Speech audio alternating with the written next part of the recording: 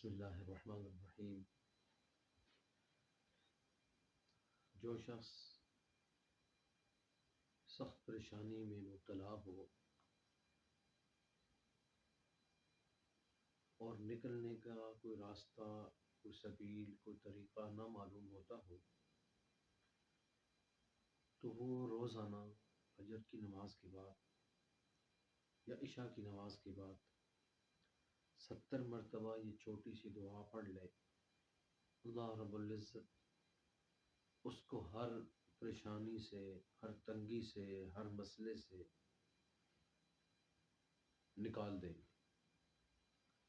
عمل چھوٹا سا ہے لیکن انتہائی مجرب ہے، اور آپ حضرات کو انشاءاللہ اس کی اجازت ہے، آپ اس کو پڑھیں اور خوب اس سے استفادہ کریں۔ اور وہ لفظ یہ ہے، یا شفیق یا رفیق نجنی من کل ضیق، یا شفیق یا رفیق نجنی من کل ضیق، اور یہ برابر پڑھتا رہے جب تک مقصد اس کا پورا نہ ہو، اس کو متواتر پڑھتا رہے۔ اللہ رب العزت ہر قسم کے مسئلے اور پریشانی میں اس کی مدد فرمائیں گے۔ شکریہ۔